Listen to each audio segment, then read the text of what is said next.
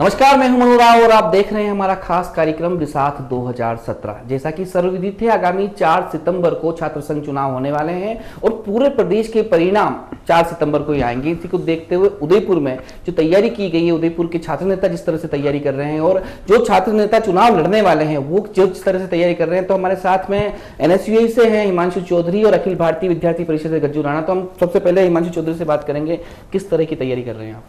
देखिए, हमारे जो कैंडिडेट हैं श्री रौनक गर्ग वाणिज्य महाविद्यालय से हैं। काफ़ी बड़ा कॉलेज है और कॉलेज के साथ साथ उनके कार्यों को देखते हुए काफ़ी बड़ा छात्र वर्ग उनके साथ जुड़ा हुआ है। और उसके बाद आर्ट्स कॉलेज से हमारे एक और यशवंत सिंह जी सिसोदिया टिकट मांग रहे थे, तो आर्ट्स कॉलेज की काफ़ी बड़ी और अच्छी टीम और अच्छा बड़ा छात्र वर्ग उनके साथ जुड़ा हुआ है, तो उन्होंने भी अपना रौनक गर्ग को समर्थन दिया। उसके बाद फिर श्री एक और भवानी सिंह जी चुंडा थे, तो उन्होंने भी अपना समर्थन दिया है। तो हमारे संगठन में कहीं पे भी टूट फूट की या किसी भी तरीके की लड़ाई झगड़े के आपको वो नहीं दिखेंगे। सभी जो दूसरे अन्य कैंडिडेट थे उन्होंने हमको समर्थन दिया। समर्थन के बाद रौनक गर्ग के व्यक्तिगत प्रयासों की वजह से आज हम लगभग हमारी काफ़ी अच्छी स्थिति है और हम जीत की ओर अग्रसर हैं। गजेंद्र जी, आप बताइए कि किस तरह से इस चुनाव को देख रहे हैं? ये जो चुनाव है, ये वाला अगर संपूर्ण चुनाव भवानी शंकर बोरीवाला जीतता है तो संपूर्ण मेहनत अखिल भारतीय विद्यार्थी, जिस प्रकार अखिल भारतीय विद्यार्थी पिछले साल जिस तरह अपनी गतिविधियां की है और वर्षों से जिस तरह अपनी गतिविधियां करता आ रहा है, उसका संपूर्ण लाभ भवानी शंकर बोरीवाल को मिलेगा। और जो कि जिस तरह की हिमांशु भाई ने बताया, कॉमर्स कॉलेज बहुत ही बड़ा कॉलेज है और कॉमर्स कॉलेज का वर्तमान अध्यक्ष भवानी शंकर बोरीवाल है। उसने साल भर छात्रों प्रति समर्पण भाव से कार्य किया है, उसका लाभ उसे जरूर मिलेगा। आप बताइए हिमांशु जी, आप चुनाव लड़े, जीते, इससे पहले आप किसी और संगठन का काम करते थे, अचानक विचारधाराएं बदली, अब वापस इस संगठन में काम कर रहे हैं, तो क्या लगता है आपको, छात्र राजनीति में संगठन कोई महत्व नहीं रखता? ये संगठन बिल्कुल मायने भी रखता है। देखिए, जिस तरीके की परवरिश होती है उसी तरीके का व्यक्ति बनता है। अभी हम बिल्कुल शिशु अवस्था में होते हैं, शिशु अवस्था में गलतियाँ भी होती है, शिशु अवस्था में आपकी विचारधाराएँ भी बदल सकती है। विचारधाराएँ बड़ी प्रौढ़ अवस्था में तब आती है जब आपकी आयु भी बढ़ती जाती है, जब आपके विचार भी और विचारधाराओं में मतलब आपकी आस्था भी बढ़ती जाती है। हमेशा छात्र राजनीति के अंदर एक ट्रेंड रहा है कि गलतियां करने के बाद छात्रों को माफ़ी दे दी जाती है, क्योंकि कहा जाता है कि बच्चे हैं, कुछ बात नहीं, इनसे गलतियां हो जाती है। देखिए, वो गलती नहीं थी, मैंने सोच समझ के डिसीजन लिया था और मुझे उसका काफ़ी फ़ायदा भी मिला है। और जिस तरीके की मेरे अंदर लीडरशिप थी, वो लीडरशिप कोई काफ़ी ज़रूरत एनएसयूआई को थी और मुझे भी थी। हम दोनों एक दूसरे के पर्याय बने और आज मैं प्रदेश महासचिव बना हूँ और मुझे हो सका तो मुझे राष्ट्रीय के अंदर भी मौका मिलेगा, ऐसा राष्ट्रीय स्तर के मान लिया जाए कि पूर्व में आपने गलती की थी? नहीं, पूर्व में मैंने कभी ये मेरे मुंह से नहीं स्वीकार किया मैंने गलती करी। देखिए, आप जहाँ पर भी जाते हैं वहाँ से अच्छी चीज़ें सीखिए। मैं विद्यार्थी परिषद में था, विद्यार्थी परिषद से मैं काफ़ी चीज़ें सीखा, विद्यार्थी परिषद सीख के मैं इस तरफ आया। हमेशा से एक ट्रेंड रहा है कि आप अच्छी चीज़ें सीखिए और गलत चीज़ों को छोड़ दीजिए। ऐसा कुछ नहीं है कि विद्यार्थी परिषद में कोई चीज़ें गलत नहीं हुआ करती थी, वहाँ पे भी काफ़ी गलत चीज़ें हुआ करती थी, पर हमेशा से हमारी जो परवरिश रही है उसमें यही सिखाया गया है कि आप अच्छी चीज़ें सीखिए। मैं काफ़ी अच्छी चीज़ें सीख के विद्यार्थी परिषद से एनएसयूआई में गया। आज भी मेरे जो जूनियर्स हैं, जो विद्यार्थी परिषद के अंदर हैं या भले एनएसयूआई के अंदर था, तो मैंने विद्यार्थी परिषद में भी काम किया हुआ है, मैंने एनएसयूआई में भी काम किया, तो मैं दोनों की चीज़ों से अच्छी चीज़ें लेके मैं अपने जूनियर्स को सिखाता हूँ। वो मेरे पास आते हैं राय लेने के लिए, तो आज भी इसलिए मेरी शायद रेस्पेक्ट है कि मैं आज भी मेरे जूनियर्स को लगातार आगे बढ़ाता जा रहा हूँ और उनको समझाता हूँ कि क्या चीज़ अच्छी है, क्या चीज़ गलत है। इसलिए हर एक की अपनी अपनी विचारधारा है, कोई विचारधारा गलत नहीं होती है। इसलिए शायद कांग्रेस या एनएसयूआई की विचारधारा है जो पिछले आज़ादी, देश को आज़ाद कराने के बाद यहाँ तक पहुँची है। विद्यार्थी परिषद भी विचारधारा है जो इसलिए ये भी यहाँ तक पहुँचे है। जो भी है चलता रहता है। आप बताइए, एनएसयूआई से उम्मीदवारी की थी आपने, भारतीय विद्यार्थी परिषद सही था या मैंने जो ज्वाइन की थी वो मैंने सत्ता के लिए ज्वाइन नहीं की थी। मैंने ऐसा नहीं, अध्यक्ष पद लड़ने के लिए मैंने किसी संगठन को छोड़ संगठन में गया हूँ। मैंने वहाँ से अध्यक्ष पद लड़ा, तो श्रृंखला ईमानदारी मैंने काम किया और जिस संगठन की वो कमियां थी, मुझे लगी कुछ कमियां हैं उसके अंदर, तो संगठन को मेरी, जैसा कि हिमांशु भाई ने बताया कि जैसे आदमी जैसी विचारधारा होती है वो विचारधारा के को अपने आप ही बढ़ता जाता है। अभी हम शिशु अवस्था में, तो मेरी विचारधारा थी कि राष्ट्रवादी विचारधारा के संगठन को मेरे को बढ़ना है, तो मैं उस ओर बढ़ा। मेरी सत्ता लाभ के लिए उसके अंदर नहीं गया था, मेरे व्यक्ति से और राष्ट्रवादी विचारधारा के लिए उसके अंदर गया। जी, आप बताइए कि पहले जो मयूर ध्वज उन्होंने चुनाव लड़ा निर्दलीय होकर, एनएसयूए के बागी होकर, उसके बाद में वो वर्ष भर ये प्रयास करते रहे कि एनएसयूए में रहें, या जैसे सचिन पायलट से भी मिलने गए, या जो भी एनएसयूए के समर्थकों का उन्होंने समर्थन किया, तो कहीं न कहीं अब जाके वो भवानी शंकर बोरीवाल का समर्थन कर रहे हैं। तो क्या माना जा सकता है कि वो अभी भी बगावत कर रहे हैं या अखिल भारतीय विद्यार्थी परिषद में हैं? देखिए, अभी भी उन्होंने समर्थन दिया, उन्होंने विद्यार्थी परिषद ज्वाइन नहीं करी है। और दूसरी चीज़ मैं आपको बात बताता हूँ कि मयूर ध्वज के साथ हमेशा रहा है कि वो अपना एक ग्रुप लेके चला है। हालांकि मेरा छोटा भाई है, पर फिर भी विचारधाराओं की या ग्रुप की कहीं बात होती है तो हम आमने सामने खड़े होते हैं। जब आमने सामने खड़े होते हैं तब पूरा दम जोर से लड़ते हैं, उसके बाद जब वापस आते हैं तब एक साथ बैठ के चाय पीते हैं। वो अलग बात हो गई, वो अपने ग्रुप के लिए लड़ता है। जब उसके वाले ग्रुप वाले कहते हैं कि हमें यहाँ से फ़ायदा है तो वहाँ पर चला जाता है, कि हमें एनएसयूए से फ़ायदा है तो एनएसयूए में चला जाता है। उसके ग्रुप वाले कहते हैं कि हमको हिंदू जागरण मंच में फ़ायदा है तो हिंदू जागरण मंच में चला जाता है। उसके खुद के फैसले वो नहीं ले पाता है, उसका कहीं ना कहीं उसको खामियाजा उठाना पड़ेगा फ्यूचर में, क्योंकि आप जब छात्र राजनीति करते हैं यानी कि आपका मानस है कि आपको राजनीति में और आगे बढ़ना है। मयूर को मैंने भी काफ़ी बार समझाया कि देख, तू भाई है, तू छोटा है, अब आपको एक विचारधारा ज्वाइन कर ही लेनी चाहिए, चाहे कुछ भी हो, चाहे आप भले हाशिए पे जाएं, आगे बढ़ें, कुछ भी हो, पर आपको एक विचारधारा ज्वाइन करनी ही पड़ेगी। आखिर ये कब तक आप दल बदल करते रहेंगे, उसको समझा। फिर दूसरी बात मैं भाई गज्जू राणा को एक और कहना चाहूँगा कि देखो, राष्ट्रवाद की विचारधारा जो आप कहते हैं एबीवीपी की, तो एबीवीपी की ही राष्ट्रवाद की विचारधारा, उसके ऊपर ठप्पा नहीं लगा हुआ है। मेरे लिए भी भारत माता की जय, मेरे लिए भी वंदे मातरम है, मेरे लिए भी राष्ट्रगान है, सब कुछ है। हमारे लिए प्रधानमंत्री है नरेंद्र मोदी है, तो हमारे पूर्व प्रधानमंत्री मनमोहन सिंह जी है।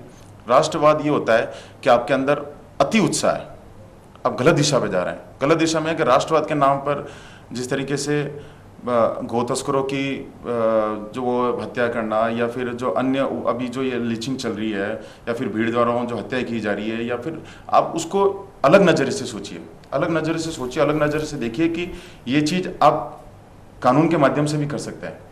राष्ट्रवाद की विचारधारा, भगवा आपका ही नहीं है, भगवा हमारा भी है। भगवा हिंदुत्व का है, भगवा किसी एक पार्टी का नहीं है।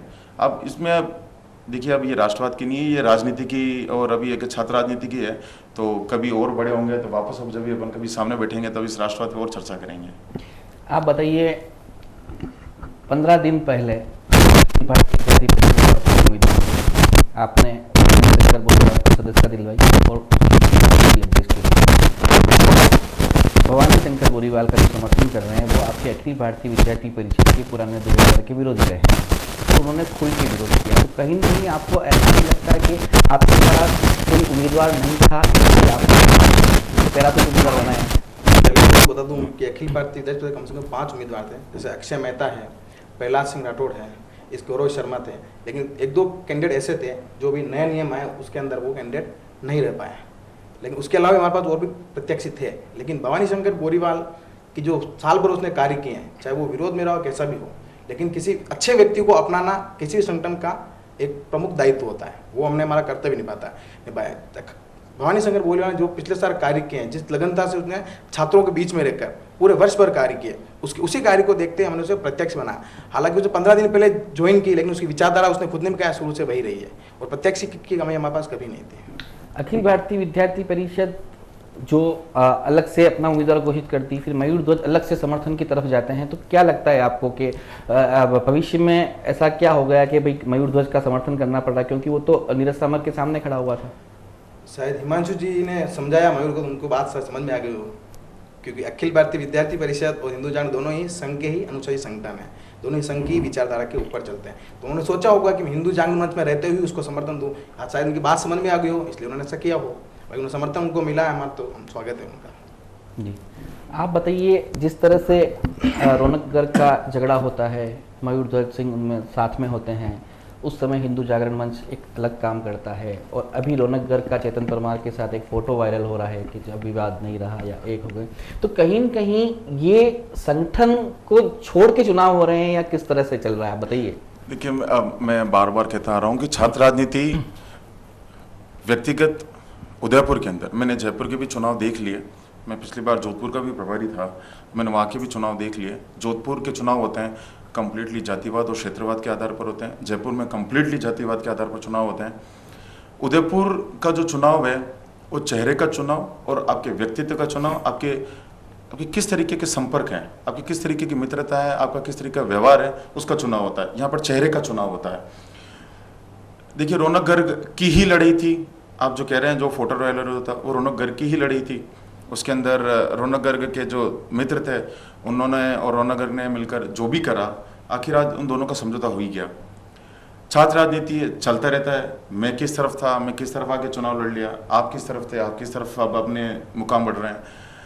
और मैं अब इन चीज़ों का इतना मैं महत्व नहीं देता कि अब कौन किसके साथ है। मुख्य लक्ष्य है कि अभी हाल फिलहाल सिर पर चुनाव है, तो रौनक गर्ग और संगठन को अभी हमें जिताना है, हमारा मुख्य उद्देश्य यही है।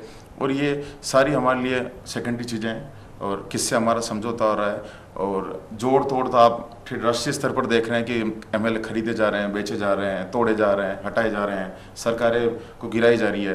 तो यहाँ पर भी अगर जीतने के लिए अगर ये चीज़ें की जाती है तो इसमें कोई अतिशयोक्ति नहीं होगी। आप बताइए, लॉ कॉलेज में चुनाव होने वाले हैं, उसमें हिंदू जागरण मंच की तरफ से कल एक उद्घाटन हुआ छात्र ललित सिंह सिसोदिया का। ये वही छात्र है जिसने आपके प्रदेशाध्यक्ष का विरोध किया था, नारेबाजी की थी, और अब हिंदू जागरण मंच उसको समर्थन करते हुए वो उसको चुनाव लड़ाने की तैयारी कर रहा है। तो कहीं आपको ऐसा नहीं लगता है कि उसमें भाजपा से जुड़े हुए लोग भी थे, तो कहीं आपके उम्मीदवार जो है अखिल भारतीय विद्यार्थी परिषद का भवानी शंकर बोरीवाल, चूंकि वो मयूर ध्वज के साथ है इसलिए उसे हराने के प्रयास में इस एक लॉबी चल रही है? जैसा कि ललित सिंह के बारे में आपने भी विषय बता रहे हैं कि उसने आनंद जी सर का विरोध किया था, मुझे नहीं लगता कि उसने प्रत्यक्ष रूप से विरोध किया था। उसके कुछ समर्थक थे जिन्होंने सर का विरोध किया था। जब उसे समझ में आया कि ये सर का विरोध कर रहे हैं इस तरह से गलत बात है, तो वहाँ से चला भी गया था ललित सिंह। पहली बात तो ये। और फिर बात रहती है कि वो अखिल भारतीय कभी कॉलेज में चुनाव नहीं लड़ाती है, तो उसका सीधे रूप से न तो हमसे कोई विरोध है उसका, न ही वो हमारे सामने खड़ा हुआ है। तो ये बात शायद मैं समझता हूँ जुटी है तब तक कि उन्होंने साथ। हाँ, कुछ हिंदू जागरण मंच के जो हैं हमारे अधिकारी वहाँ पर गए भी थे, उन्होंने उसका उद्घाटन भी किया है। तो हो सकता है उनका कार्यकर्ता हो, उनका उनसे स्नेह ज़्यादा हो, इसलिए वहाँ पर गए हो। और भाजपा के लोग भी वहाँ पर गए हैं, तो कहीं को हमको ही फायदा पहुँचाएगी ऐसी मुझे आशा है। जी, आप बताइए, चुनाव आप लड़े हुए हो। इससे पहले मैं एक और आपको कुछ क्वेश्चन पूछे, मैं आपको बताना चाहूँगा, आखिर एबीपी के कितने संगठन हैं, संघ के कितने संगठन हैं आपस में एक दूसरे में उलझे हुए हैं। हमारी एक एनएसयूआई है, एक ही कांग्रेस है, ठीक है। आप इधर से घुसा हुआ इसमें उलझा हुआ, इधर से निकला हुआ इसमें उलझा हुआ। तो ये देखिए, ये चले हुए हैं, खुद ही आपस में उलझे हुए हैं। ये उलझन ही इनको बताएगी कि 4 तारीख के क्या परिणाम होंगे। चाहे हम भले भाई हैं, विचारधाराएं अलग है, पर विचारधाराओं के हिसाब से मैं बता रहा हूँ कि ये उलझन ही इनको आपस में इतना उलझा देगी कि कौन कहाँ पर उलझा हुआ है। और 4 तारीख के परिणाम में आपको जरूर इसका नुकसान उठाना पड़ेगा। इसलिए भी आपके पास अभी समय है, ठीक है। नहीं, मैं आपको बता रहा हूँ कि ये आपकी जो उलझने हैं कि बीजेपी वहाँ जा रही है और वो वहाँ का कार्यकर्ता है और वो यहाँ से यूँ आ गया और वो ये हो गया, ये इस तरीके से आपके संगठन को भी संभालिए। संगठन नहीं संभल पा रहा है आप लोगों से, ठीक है। और आप अभी चुनाव लड़ने की स्थिति में आ गए।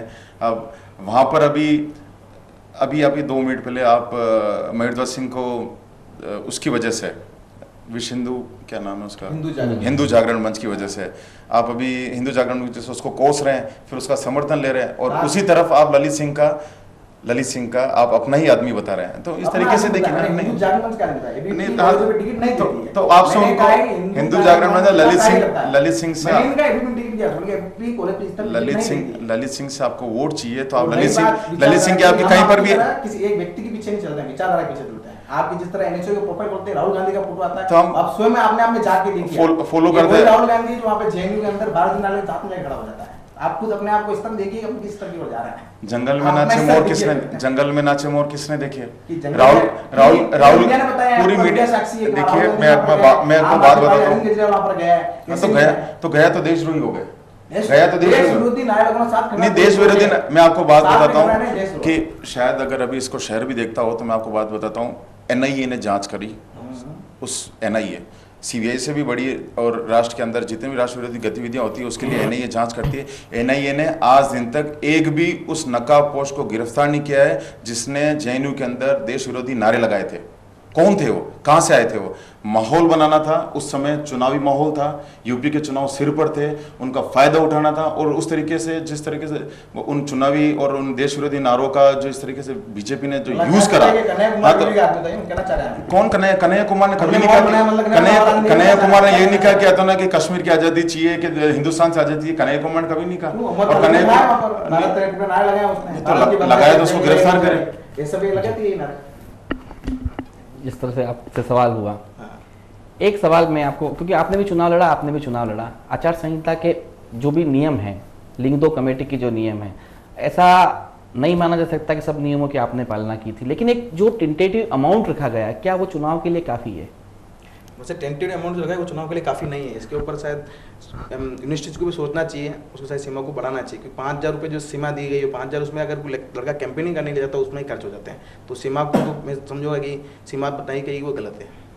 आप बताइए, यही सवाल है कि लिंग दो कमेटी की जो पालना है क्या वाकई में चुनाव में होती है, या फिर ये टेंटेटिव जो राशि है ये बढ़नी चाहिए? देखिए, जो लिंगदो कमेटी के जो सर लिंगदो थे, जिन्होंने जो पूर्व मुख्य चुनाव आयुक्त थे और जिन्होंने बनाए थे, कुछ ना कुछ उन्होंने देख के समझ के ही करा होगा। छात्र राजनीति के अंदर अगर आपकी मेहनत है तो आपको वैसे भी पैसों की, धन बल की जरूरत नहीं पड़ती। मेरा चुनाव था वो मैंने मेरी तय सीमा से अंदर ही चुनाव लड़ा था, लगभग 4,500 रुपये का मेरा खर्चा हुआ था। उसके पीछे उसके बाद संगठन भले ही हजारों का खर्चा करे, लाखों का खर्चा करे, करोड़ों का खर्चा करे, उससे मुझे क्या है। मेरा जो खर्चा हुआ था, मेरा व्यक्तिगत जो खर्चा हुआ था वो 4,500 रुपये का हुआ था। मुझे उससे ज़्यादा मुझे कभी जरूरत पड़ी नहीं। मेरा जो खर्चा था वो मेरी गाड़ी का पेट्रोल का था और मेरे साथ के जो भी होते थे उनके चाय का खर्चा था। उसके अलावा जो भी खर्चा हुआ तो वो शायद संगठन करे, तो उससे मुझे कोई मतलब नहीं है। संगठन ने करा होगा, पर संगठन हमेशा साथ देता है। संगठन कभी अपने व्यक्तियों को दुख में नहीं देख सकता, तो संगठन ने किया होगा। जो पर मेरी जो व्यक्तिगत सीमा थी वो मेरे उसके अंदर थी, और शायद आज दिन तक ये कभी क्वेश्चन नहीं उठा कि ये सीमा बढ़नी चाहिए नहीं चाहिए। We are happy in this limit. आप बताइए, एनएसवी आपके सामने उजागर कर रही है, कोई सवाल आपका? मैं इनसे पूछना चाहता हूँ, आप तो बार बार कहते हैं कि बाहर से प्रत्याशी लाए वगैरह लाए, तो शायद मीडिया को भी इनसे क्वेश्चन करना चाहिए कि एनएसवी से क्या है, रौनक गर्ग का एनएसवी से रहा है कभी, उसकी विचारधारा है, वो भी तो पिछली बार मयूर ध्वज के साथ ही था।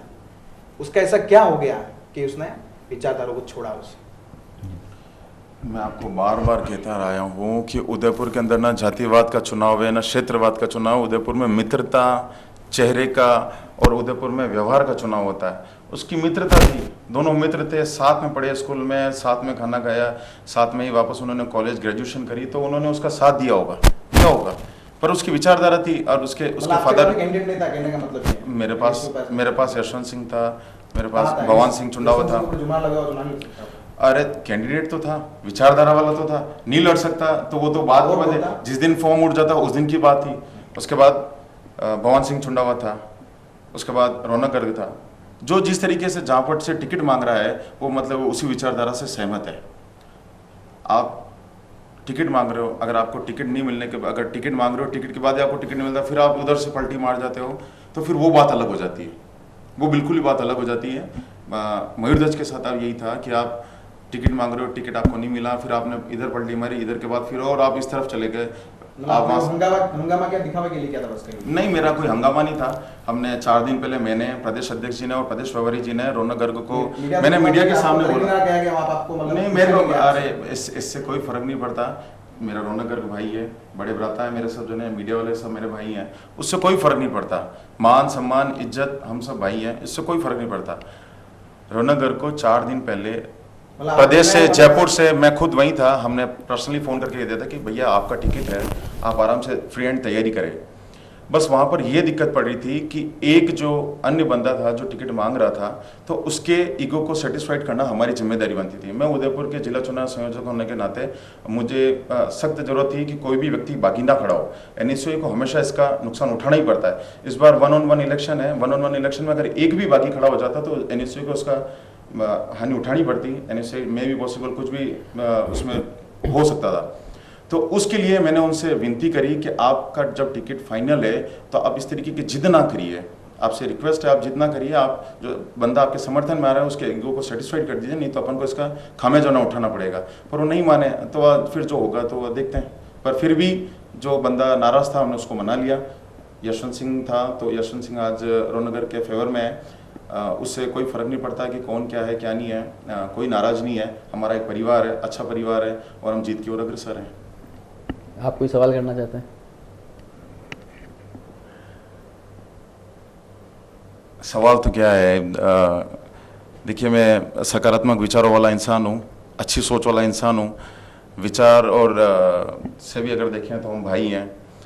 सवाल करके तो मतलब मैं इन पे प्रश्न चिन्ह नहीं लगाऊंगा, और मेरा तो ऐसा कोई विशेष सवाल भी नहीं है। इस चुनाव को लेके, सिर्फ इस चुनाव को लेके कोई सवाल हो? नहीं, मैं बिल्कुल ही सवाल मैं इनके बारे में अभी सोच भी नहीं सकता, क्योंकि मेरा कंप्लीटली फोकस रौनगर की जीत पर है। तो जब आपके दिमाग में 10 तरीके की चीज़ें चलती हुई, यानी कि आपका दिमाग एक जगह पर स्थिर नहीं है। हमारा दिमाग अभी स्थिर है, और सिर्फ हम रौनगर की जीत ही चाहते हैं।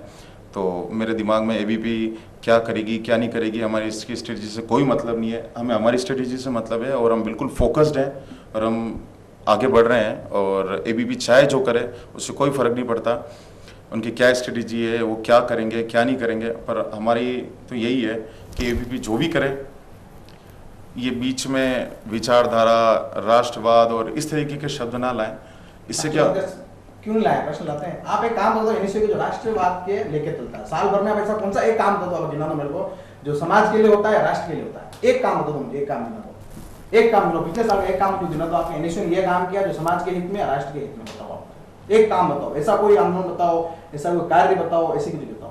हाँ, छात्र इतनी करते हो, ज्ञापन देना, ये करना, देखो नाम छात्र वो भी देते हैं, चल जाता है। उसके अलावा आप एक काम करो, गिना दो। जैसे कि आप बता दो कि आपने ये किया क्या, मैं बता चलती है हमारी साल भर, 5 साल के लिए छात्र करते घर से निकलता है, वो जाता है क्षेत्र में, देखता है। ये आपकी विचारधारा, ये आपके सिस्टम है, ये आपके सिस्टम है, ये आपके सिस्टम है। कार्य बताओ ना, आपके राष्ट्रवादी, ये आपके सिस्टम है। अब राष्ट्रवादी विचारधारा, देखिए मैं बात बताइए, एक माँ है, उसके 2 बेटे हैं। एक माँ है, उसके 2 बेटे, दोनों हिंदुस्तान में रहते हैं। नहीं, एक माँ है, उसके 2 बेटे हैं, दोनों हिंदुस्तान में रहते हैं, दोनों हिंदुस्तान में रहते हैं, दोनों उदयपुर में रहते हैं। एक ने एबीपी ज्वाइन कर रखी है, एक ने एनएसयू ज्वाइन रखी है। जिसने एनएसयू ज्वाइन कर रखी है मतलब वो गद्दार है। कहां किसने गलत है? व्यक्ति गलत है, विचारधारा गलत है। नहीं, विचारधारा किस तरह की गलत यार, हम देश को आजाद करा के लेके आ गए। ठीक है, आज से 50 साल पहले जिस तरीके की पॉलिसीज बनाई, उस पॉलिसीज का आधार आज आप फायदा उठा रहे हैं।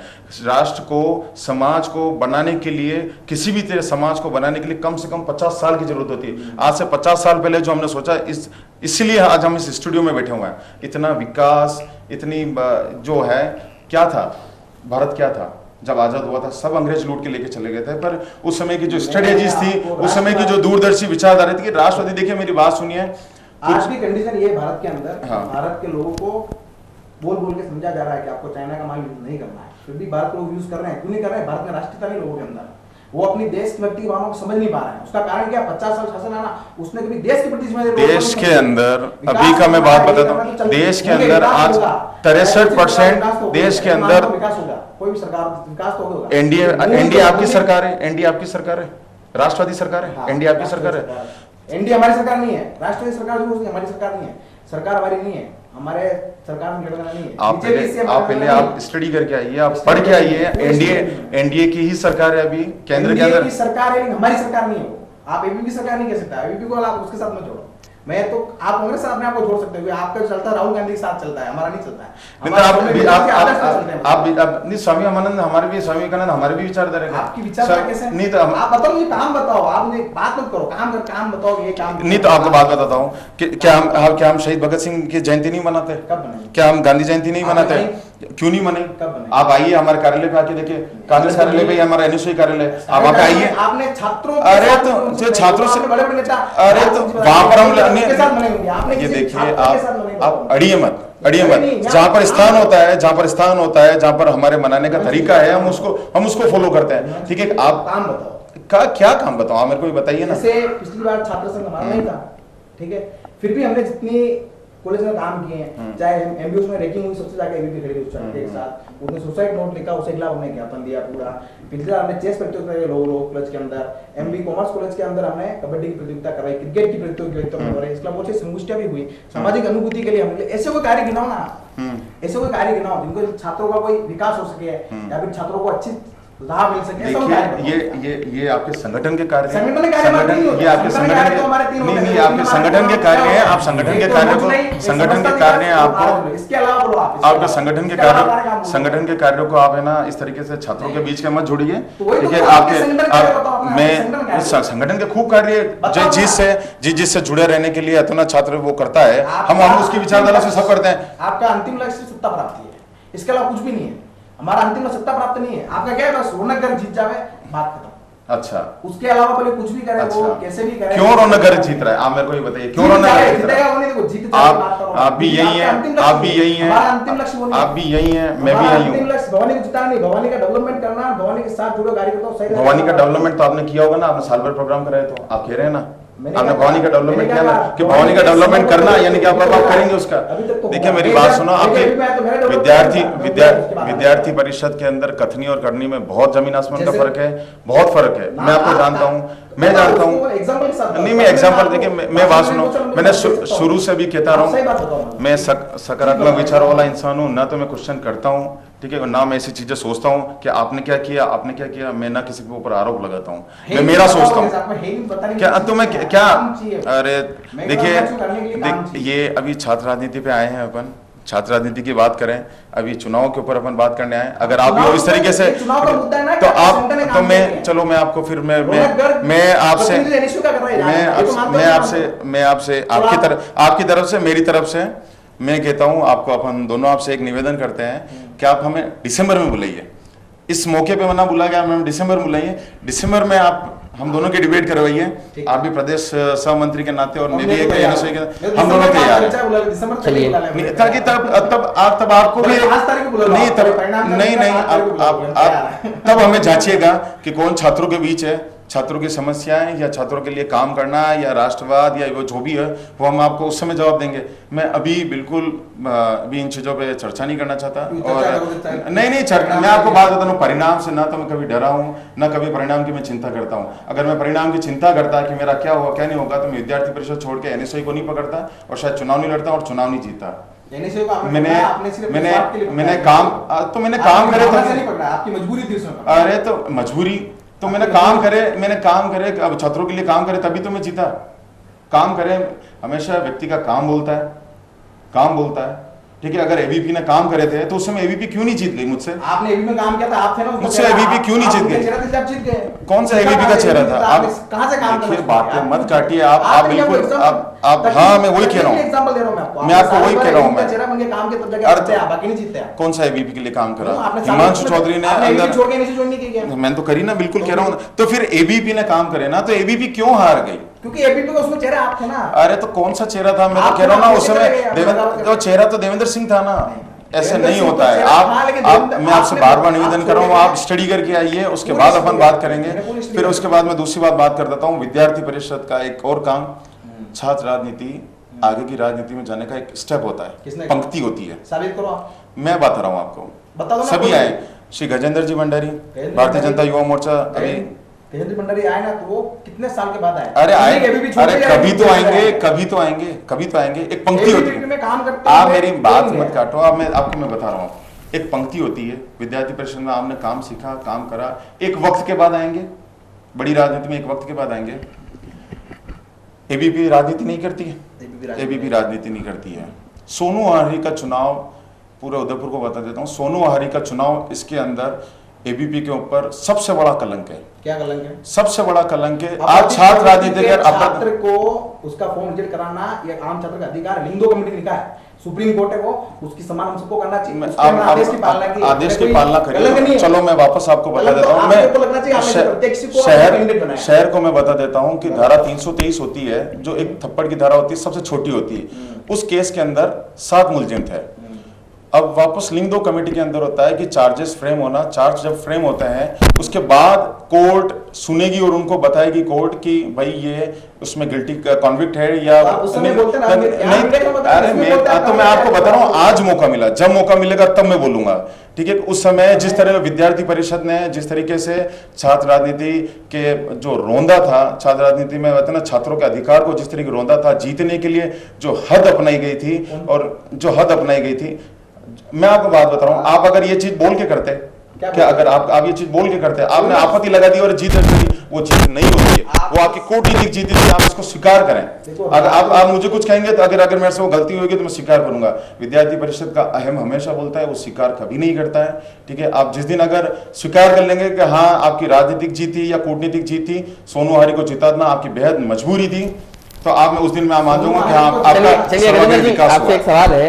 बात सोनू हरी विधायक के बेटे हैं और ये भी माना जा रहा है कि किया, लेकिन उन्होंने जरूर राजेंद्र राठौड़ को बुलाकर पीएससी की घोषणा की थी। वो पीएससी की घोषणा तस्दीक नहीं हुई, मतलब इस्टेब्लिश नहीं हुई। उसके बाद मयूर केस में भी नहीं, उसका नहीं है। तो क्या मतलब 2 सालों पहले आपके कैंडिडेट ने जब जीता हुआ उम्मीदवार ने जो किया वो अभी तक नहीं है?